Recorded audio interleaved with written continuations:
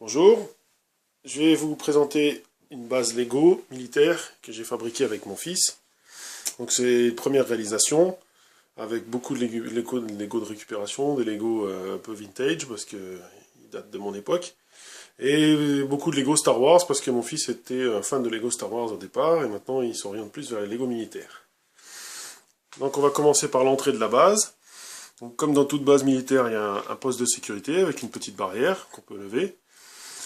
De chaque côté de la barrière, il y a deux soldats qui montent la garde équipés de mitrailleuses lourdes. Juste derrière, un soldat en renfort avec un mortier et 3 obus de munitions en spare.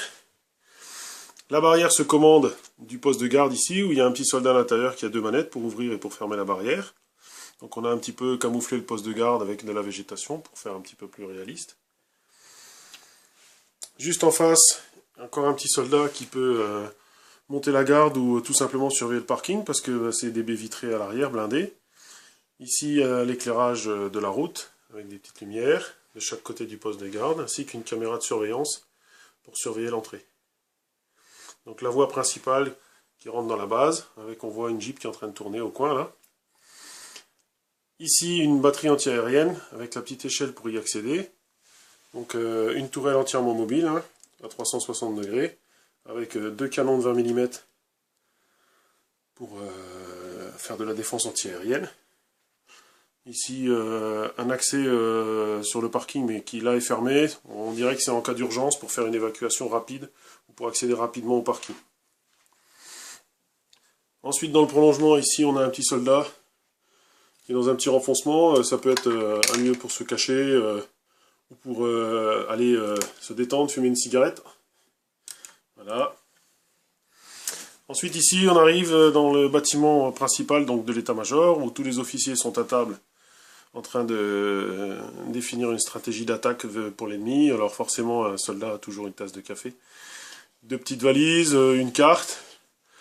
Ici on a un système de grilles qui se déplie sur les fenêtres pour éviter tout ce qui est tir de roquettes et tir de grenades. Okay, pour les ricochets. Alors c'est un peu mal fait parce qu'à côté il y a une porte, mais en fait il n'y a pas de porte.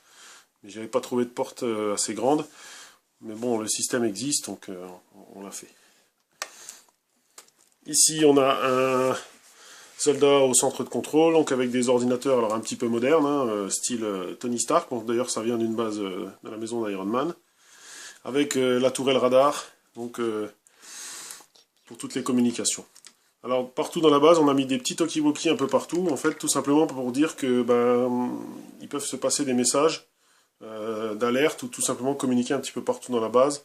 Donc on en a mis ici au poste de garde, on en a mis un petit peu partout pour qu'il y ait des talkie-walkie un petit peu partout. Ici en dessous, on a mis des bonbonnes. Donc les bonbonnes, c'est des ogives nucléaires, donc qui sont cachées ici. Alors, par la suite, on fera peut-être une grille ou une porte fermée pour cacher les ogives parce que j'aimerais bien faire une base de lancement de missiles Hades de type nucléaire. Ici il y a un parking avec 2 jeeps de type Willys. Alors c'est du Sluban hein, pour les Lego militaires, mais pour l'instant c'est les seuls à faire des véhicules. Ici la petite jeep que je disais qui était dans le virage, donc derrière elle a un lance-missile de fabrication maison, hein, qui n'est pas du Sluban, c'est du Lego mais qui a été rajouté. Ensuite quand on arrive sur le parking, on a un deuxième poste de garde avec un soldat, un sniper, ainsi qu'une batterie avec 4 mortiers. Pour arriver tout simplement sur le parking. Alors là, il y a un Hummer, et un parking délimité donc, comme un parking, avec des rails, des traits blancs. Dessus, il y a 3 véhicules, donc 3 camions de type GMC ou GBC français, alors 2 stations radio, et un transporteur de troupes. Et quand on se dirige juste en face, on arrive sur la chose la plus importante dans une base militaire, c'est l'infirmerie. Parce que qui dit soldat dit blessé. Alors le long, on a mis des croisillons type débarquement,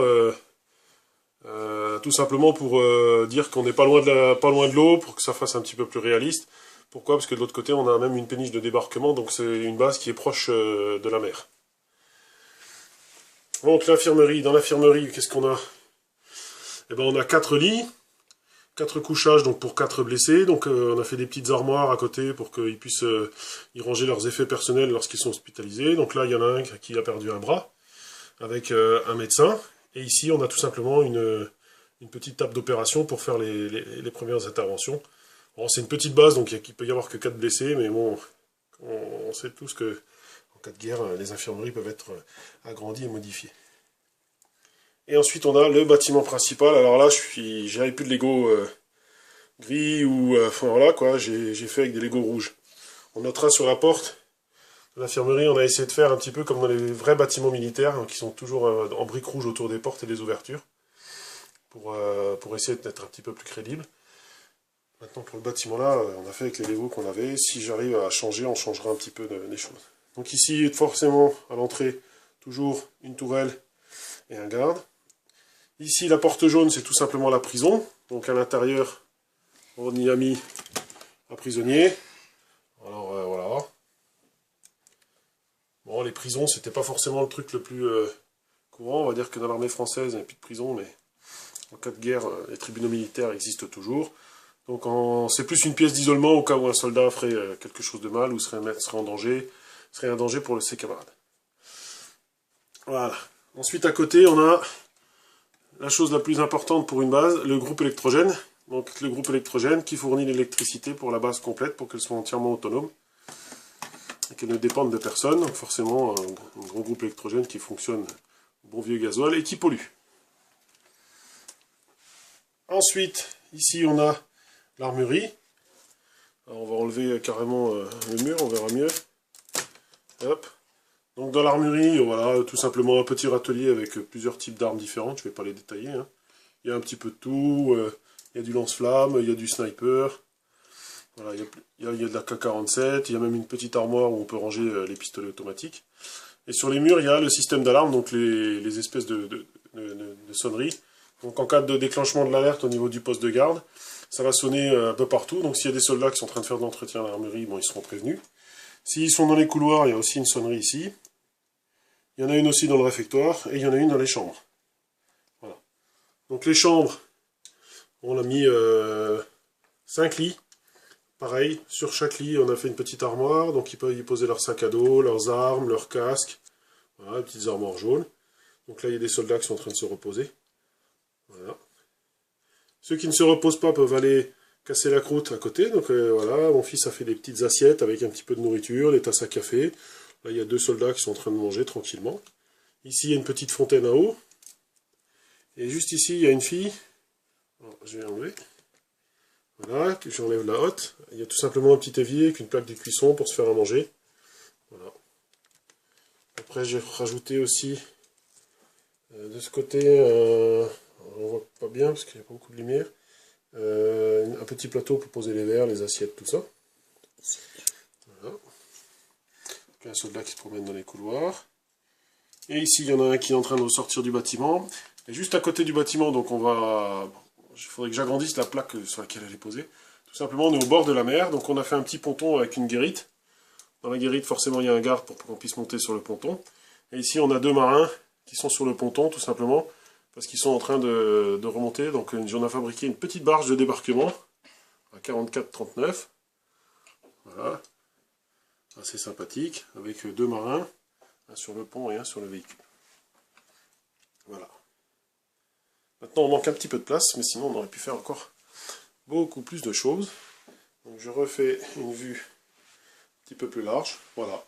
Donc, n'hésitez pas à faire des commentaires si ça vous plaît, si vous avez quelque chose à dire. C'est notre première réalisation, à tous les deux. Et on est assez contents. Voilà. Merci.